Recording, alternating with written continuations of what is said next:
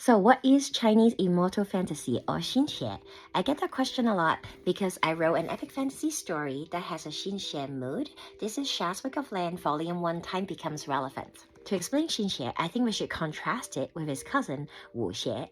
Wu'xia is Chinese martial fantasy. The most iconic wu'xia story is probably Crouching Tiger, Hidden Dragon, or anything with Zhao Yunfa in it. Our characters in wu'xia's story train to master their qi so that they can power their martial move to do good.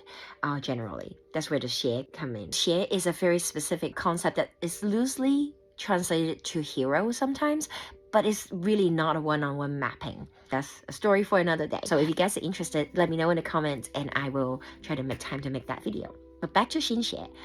The most iconic film of xianxia is probably Shang-Chi, the Marvel movie. I am very aware that it is often discussed as a wu'xia story because it is just more familiar, right? But it is a xianxia story through and through. There are three characters that embodied the major archetype in xianxia story, the main character's parents and his aunts. One of his parents is an immortal character that falls in love with a mortal character. The other one of his parents was a mortal who became immortal.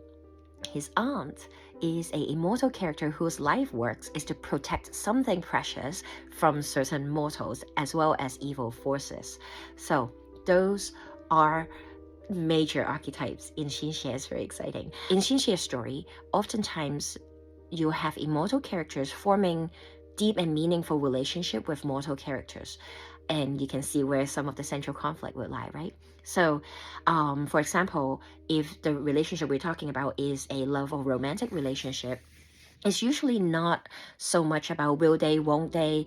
It's more about they will, but how are they going to make it work and how is everybody else going to react to it? Some of these differences can be really refreshing for the Western fantasy reader, but some of them might actually frustrate you a little bit. For example, a lot of this story features the immortal character kind of meeting the mortal character when they're young, and when the person grow up, they fall in love. To some Western reader, it might feel like, wow, this is insta-love or, predestined love. And a lot of the tropes in xianxia would kind of look like that to the Western readers. There's also other things that might be really refreshing. For example, you have kind of a immortal character learning how to be human in some way, right?